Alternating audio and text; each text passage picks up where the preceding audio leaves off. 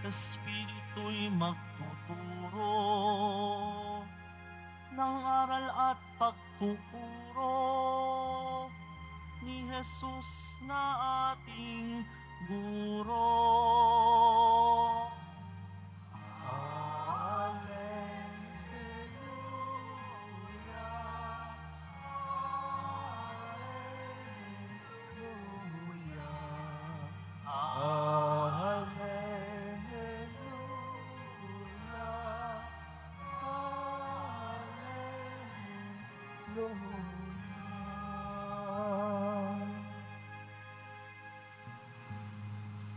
Sumainyo ang Panginoon. At sumayo rin.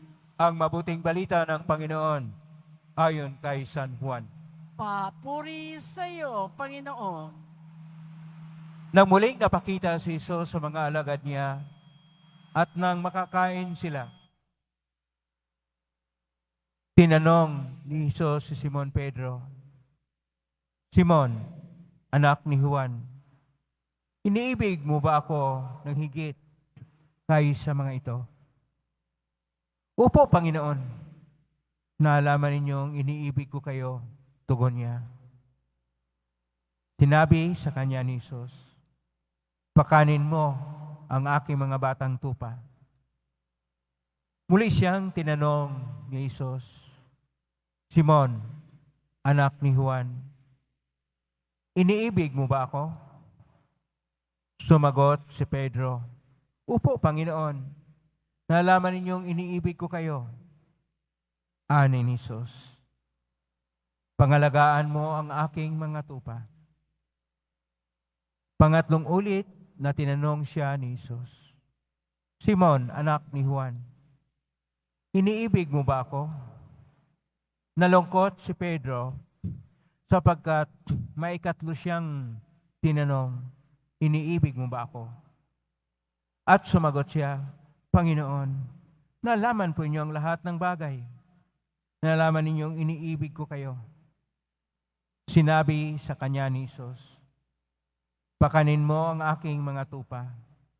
Tandaan mo, noong kabataan mo pa, ikaw ang nagbibihis sa iyong sarili at lumakad ka kung saan mo ibig. Ngunit pagtanda mo, iuunat mo ang iyong mga kamay at iba ang magbibihis sa iyo at dadalhin ka kung saan hindi mo ibig. Sinabi niya ito upang ipakilala kung paano mamatay si Pedro at sa gayoy maparangalan niya ang Diyos. Pagkatapos sinabi sa kanya ni Isus, "Sumunod ka sa akin." Ito ang mabutang balita ng Panginoon. Pinupuri ka namin, Panginoong Heso Kristo. Magsipo mo na po ang lahat. Isang mapagparang araw po sa inyong lahat. Purihin po natin ang ating pong Isus Nazareno. Biyernes tayo, araw ng pong Isus Nazareno, araw ng ating pamimintuho sa Kanya.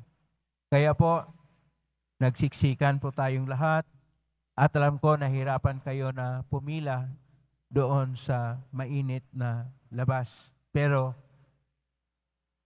inyo pong ipinapahayag ang inyong pag-ibig sa ating poong Hesus Nazareno. Ang pag-ibig sa salitang Hebreo ay ahava.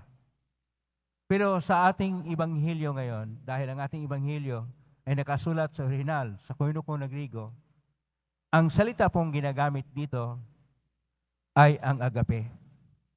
Kung atin pong malalaman, 5 po ang salita ng Griego tungkol sa pag-ibig. Una, yung philia, ordinaryo na pagmamahal. Eros, yung romantiko na pag-ibig. Xenia, yung mayroong pag-uunawaan. Storge, yung iniibig mo ang iyong kapwa na siya ay parang kabahagi sa pamilya. At agape, ito yung tunay, dalisay at banal na pag-ibig. At ito po yung ginagamit dito sa ating Ebanghelyo ni San Juan, Kapitulo 21, verso 15 hanggang 19. Kung atin pong tingnan ang ating mga pagbasa, ito ay patungkol sa pagpapahayag ng Ebanghelyo ng pag-ibig.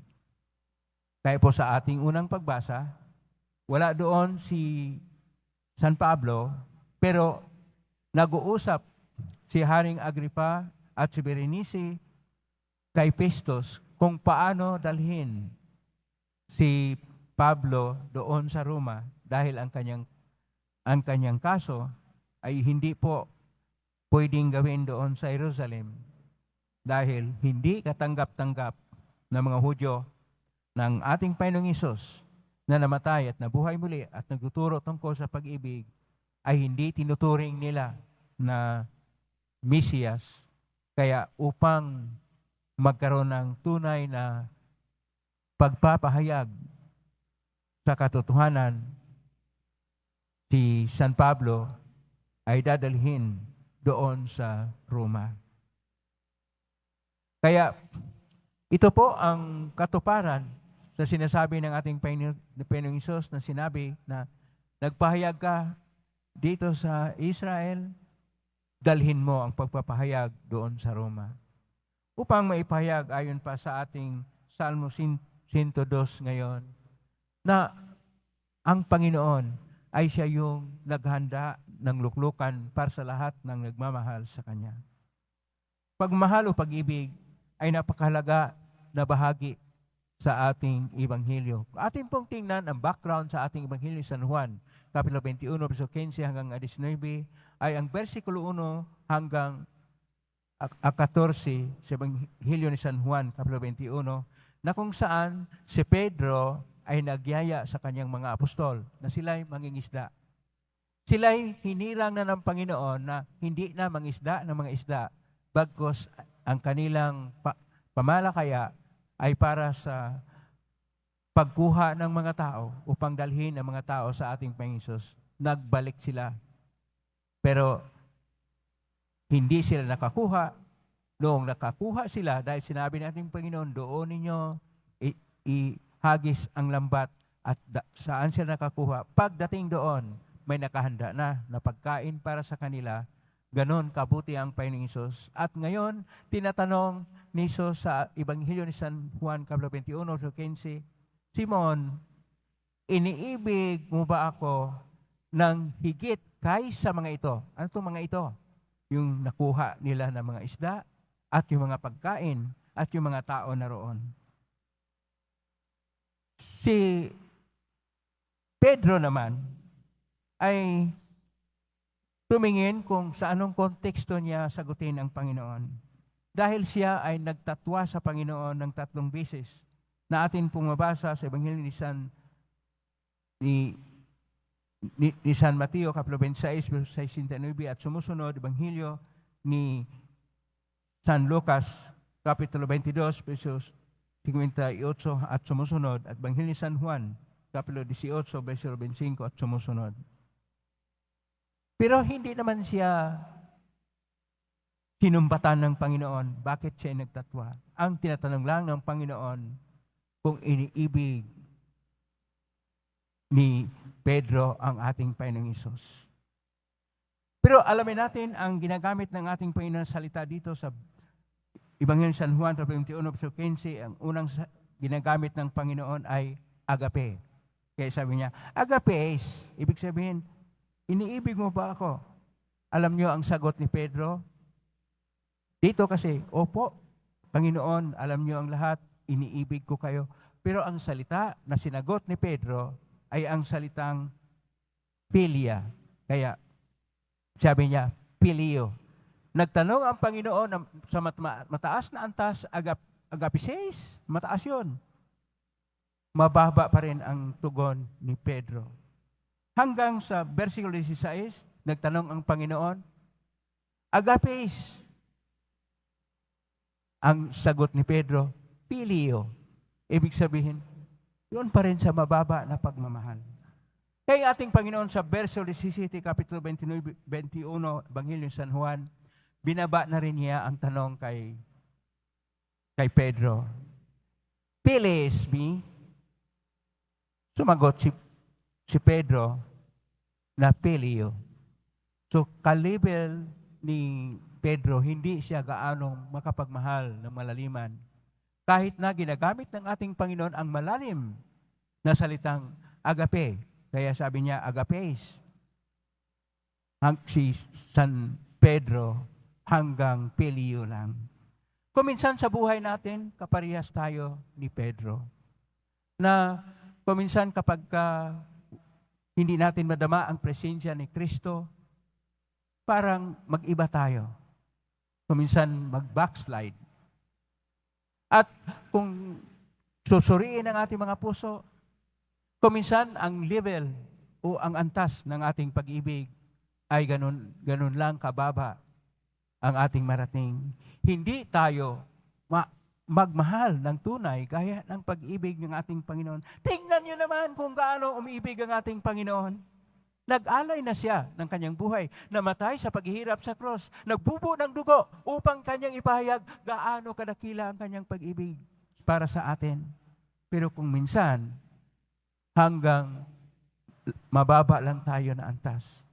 Pero ngayon, ipahayag natin ang pag-ibig natin sa ating pong Hesus Nazareno. Kung sino pong umibig ng ating Panginoon, pumalakpak ng mas malakas pa. Kung mahal natin ang ating pong Hesus Nazareno, iniibig natin ang tunay at ang pag-ibig na agape.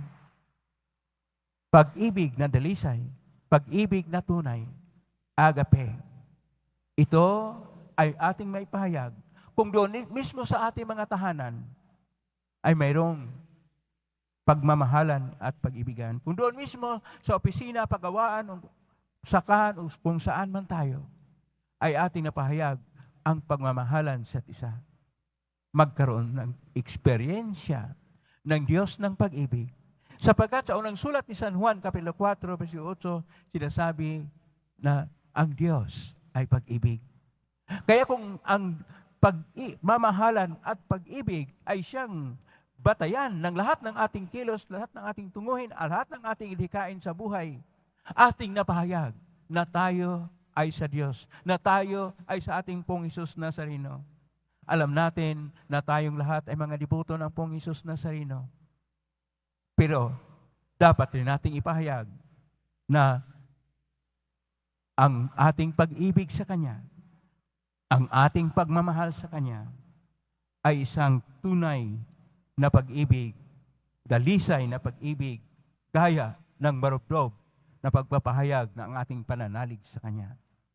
Naway, ang ating pag-ibig sa ating poong Hesus Nazareno ay lalo pang lumalalim, lalo pang lumalago at yumayabong sapagkat mahal na mahal tayo ng Diyos. Amen? Purihin natin ang Diyos.